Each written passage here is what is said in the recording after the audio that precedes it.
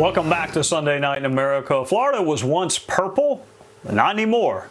Marco Rubio beat Val Demings by more than 15 points. Ron DeSantis won an overwhelming victory over a former governor and a sitting member of Congress. How and why Florida has changed. Former Miami-Dade County Mayor and a winner on Tuesday night, Congressman Carlos Gimenez, joins us now. Congratulations, first of all, Congressman.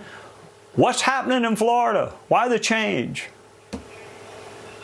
Well, I think we have good candidates. We have people that, in some places they try to put a square peg in a round hole. Here we've got the right candidates in the right district. And so, we know how to speak to our residents. We're a part of the community. And also we have a good infrastructure here. Our party knows how to run elections in the state of Florida. We have a certain way to run elections in the state of Florida. We do it right. We were not totally outperformed by the early ballots with mail-in ballots. We killed the Democrats on early voting, and we killed them also in Deo, but we're also pretty close in absentee. And so when you put all those factors together and we have a good organization here, that's why really we cleaned our clock here in Florida. We gained 4 more seats. I won by 28 points in a district that was purple, had switched back and forth. Now I think it's solidly red. Maria Vera Salazar won by 14. That was supposed to be the toughest incumbent race in the state. It wasn't that. Mario Diaz-Balart won by 40. And so, we saw that up and down the state. So we're really proud of the organization, really proud of the message. Had a great top of the ticket with our great governor and Marco Rubio as Senate. So it all worked out pretty well here in Florida. Congressman, I want to ask you about your governor and senator in just a second, but I want to go back to an issue. Republicans were told for years and years that they had to embrace certain matters with respect to immigration reform, whether you want to call it amnesty or legal status. I mean, that was constantly told to Republicans. That has not happened yet, but yet they still seem to be making some inroads with Hispanic voters. So what is driving the better performance? I know that community is not a monolith, but what's driving the better performance?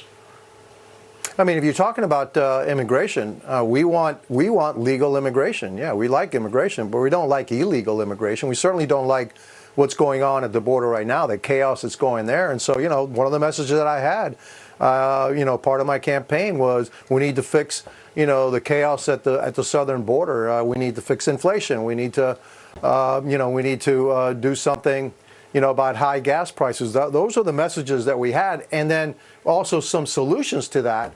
And also one thing that we also did, I was asked about abortion maybe 3 times, but then look, I said I'm in favor of the ruling. I'm in favor of states' rights. But I'm not in favor of the Democrat position that basically want to have abortion at the moment of birth. That's an extreme position. And you know what? I put that head on, and I was asked that question 3 times, and then nobody asked it anymore. All right, let me ask you a question about Florida. You have 4 potential presidential candidates in your state.